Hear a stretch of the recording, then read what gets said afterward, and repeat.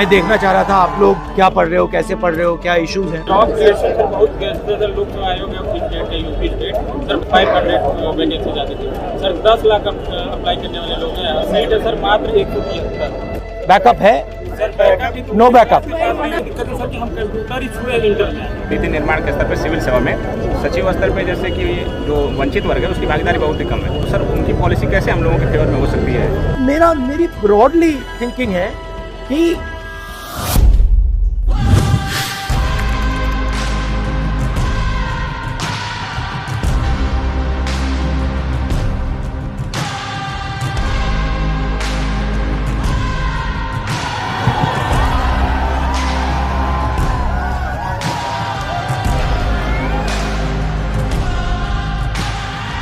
तो बताओ house it कैसा चल रहा है?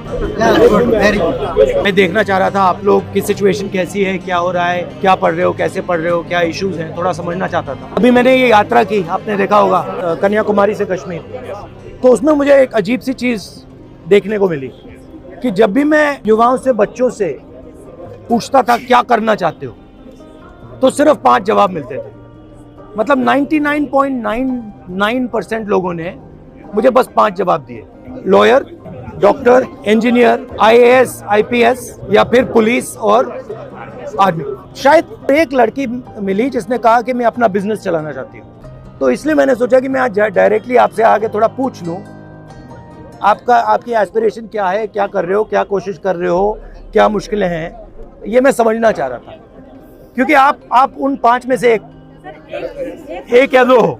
सर सिस्टम में 2-3 जगह खामी है। पहले तो एजुकेशन, हम सर ग्रामीण भूमि से आते हैं, मैं यूपी का हूँ, पूर्वी यूपी का। कहाँ के हो? बनारस।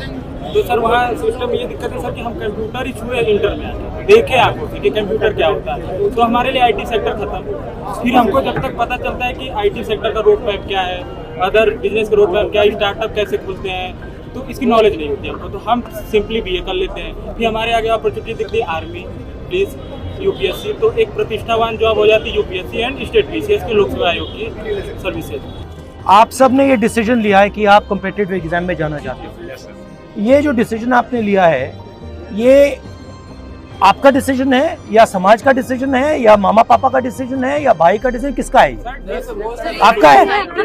सो समाज का डिसीजन, हाँ समाज का है। तो सर अगर हमें समाज को अपने ग्रोन अप करना है तो उसके लिए हमें कॉम्पिटिटिव एग्जाम तो क्लियर करना ही पड़ेगा। उसी के चलते एक रास्ता बचता है हमारे पास कि हमारे पास एक अच्छी सैलरी हो और हम अपने आने वाली पीढ़ी को या फिर अपने सराउंडिंग को ग्रोन अप करा सकें। होना नहीं चाहिए। मान लो आपने ये कॉम्पिटिटिव एग्जाम किया और किसी ना किसी कारण आप पास नहीं हुए, तो फिर बैकअप क्या है? बैकअप है? No backup. बट आप लोग यंग जनरेशन हो बॉस, अगर आप लोग ये काम नहीं करोगे तो कौन करेगा? प्लान भी नहीं, क्लास के पास किसी के पास नहीं हो सकता है।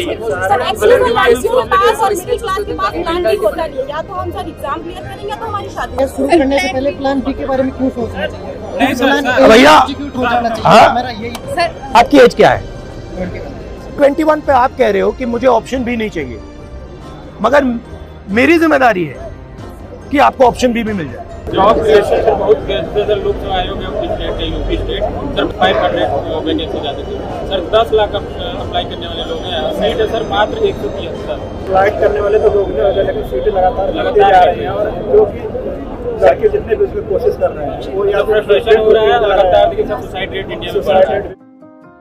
मेरी ब्रॉडली थिंकिंग है कि अपॉर्चुनिटी सबको मिलनी चाहिए, बट बेसिकली क्या है कि बहुत कम लोगों ने हिंदुस्तान का पूरा पावर कैप्चर कर दिया। मैन्युफैक्चरिंग से ही रोजगार बन सकता है, और मैन्युफैक्चरिंग का जो चैलेंज है फ्रैंकली वो चाइना डोमिनेट कर रहा है और हिंदुस्तान को डोमिनेट करना पड़ेगा। जब तक हम उस रास्ते पे नहीं चलेंगे तब तक हमारा 99% पॉपुलेशन 1% जॉब्स को ढूंढता रहेगा। आम मिडिल क्लास का बच्चा है, उसको हम इस पटरी पे लगा देंगे, 99% तो आप फेल ही करोगे। 1% निकल जाएगा, वो बहुत खुश हो जाएगा, और 99% क्या कहेंगे, भैया मेरे अंदर नहीं था, मैं नहीं कर पाया। मगर ये झूठ है, आप में कोई कमी नहीं है। अगर मैंने 100 बच्चों को यहाँ बैठा दिया और कहा कि भैया आप में से एक बचेगा, 99 की ठीक है, 10 की गलती हो सकती है, 15 की हो सकती है, 20 की हो सकती है, बट 30, 40, 50% की तो नहीं हो सकती। बैंक से हमको लोन नहीं मिलता आसानी से। अभी जो योजना चल रही पीएम मुद्रा योजना, सर ये दिखावे के लिए तो बहुत है कि वो अल्लाह की बहुत मिल रहा है सबको, लेकिन मैं रियलिटी बता रहा हूँ सर, आप आसानी से नहीं पा सकते मुद्रा लोन, और उसका सर टैक्स भी बहुत ज़्यादा ले रहे हैं। 1% वाले पे बात करना है, जैसे बिजनेस आता है, अगर हम जाना भी चाहें तो फंड नहीं है मिडिल क्लास फैमिली के लिए, और अगर फंड भी दे दे गवर्नमेंट तो उसको लेने पाने के लिए इतनी नॉलेज नहीं है कहाँ से लेंगे, और गवर्नमेंट भी ऐसा तरीका भी नहीं बताता कैसे ले पाएंगे। अगर आप हिंदुस्तान के बैंकिंग सिस्टम को देखो, आपने कहा कि हमें बैंक लोन नहीं मिलता, आपने कहा कि मुद्रा लोन मतलब प्रयास है, उसको मिलता होगा, प्रोसेस नहीं है, वो ठीक है। मगर अगर आप देखें तो 10-15 लोग हिंदुस्तान के पूरे बैंकिंग सिस्टम को कंट्रोल करते हैं, ठीक है। उनका बिजनेस फेल हो, सक्सीड हो, कुछ भी हो, कोई फर्क नहीं पड़ता, ठीक है। तो पूरा का पूरा जो बैंकिंग सिस्टम है जिसको डिस्ट्रीब्यूट करना चाहिए, सबसे पहले वो बिल्कुल कॉन्सेंट्रेटेड हाथों में है, 5-10 लोगों के हाथों में। हम देखिए सर ओबीसी कम्युनिटी से आते हैं, तो सर हमारे साथ पक्षपात हम हर जगह देख रहे हैं। जैसे ना कि मेरा मुद्दा ये है कि जैसे आपने कहा कि जो नीति निर्माण के स्तर पर सिविल सेवा में सचिव स्तर पे जैसे कि जो वंचित वर्ग है उसकी भागीदारी बहुत ही कम है, तो सर उनकी पॉलिसी कैसे हम लोगों के फेवर में हो सकती है? मैंने कभी कर्नाटक में बोला, सबसे पहले तो ये पता लगाना पड़ेगा कि हैं कितने लोग। अगर मतलब हम यहाँ कुछ बांटना चाहते हैं तो हमें ये तो पता लगाना पड़ेगा भैया यहाँ पे कितने कितने अलग लोग। तो मैं सोचता हूँ कि पहला कदम सेंसस। आपकी हड्डी टूटी है तो एक्सरे तो करना पड़ेगा ना, एक्सरे के बिना मैं वहाँ पे इलाज करना शुरू कर दूँ कोई मतलब नहीं है। उसके बाद एक बार पता लग गया कौन लोग हैं, फिर पॉलिसी बनाने में आसान हो जाती है। मुझे बहुत खुशी हुई सर, मैं आपको बहुत सपोर्ट करता हूँ सर। पहले आप ऐसे नेता हैं जो राष्ट्रीय स्तर पर ये बात रखें। आप एज अ पॉलिटिशियन कैसे सजेस्ट करेंगे कि पॉलिटिशियन में कैसे करियर होना चाहिए? पॉलिटिकल करियर में भी अलग अलग तरीके होते हैं, तो मेरा तरीका थोड़ा अलग है। मेरी सोच है और ये नेचुरली मेरे अंदर है कि जो कमजोर है, जिसको अपॉर्चुनिटी नहीं मिल रही है, जिसको दबाया जा रहा है, जिसको डराया जा रहा है, धमकाया जा रहा है, उसकी रक्षा करना मेरे लिए पॉलिटिक्स है।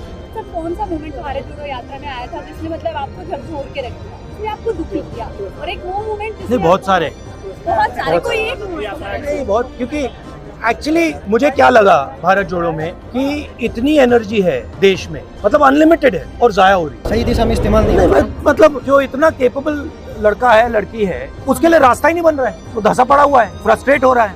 तो ये मुझे मतलब, और ये हर स्टेट में था। फाइनली राहुल मेरा 15 इयर्स का ड्रीम था आपसे मिलने का। अच्छा। फाइनली आफ्टर 15 इयर्स पूरा हुआ है। Okay, nice to meet you.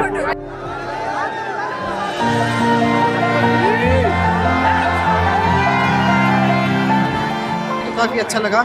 उन्होंने रियलिटी बताई है, भारत की भी रियलिटी और खुद की भी रियलिटी बताई है, जो वास्तव में है वही बताया उन्होंने। और उनसे मिलकर जैसा सुना था उससे भी कई अच्छे मिले हैं। वो बात किया, हमें बहुत अच्छा लगा कि राष्ट्रीय स्तर का नेता हमारे बीच बैठ के हमसे बात कर रहा है। उसी बारे में सबने बताया कि अगर 100% जनता है, उसके 5% बच्चे सेलेक्ट हो रहे हैं, तो इसका मतलब ये नहीं कि 95% बेकार है। इसका ये मतलब है कि उनको अपॉर्चुनिटी नहीं मिली, अदर सेक्टर्स में उनको अपॉर्चुनिटी नहीं मिल रही। ऐसे कार्यक्रम होने चाहिए ताकि अन्य जगहों के लोग भी जुड़ सकें और अपनी बातों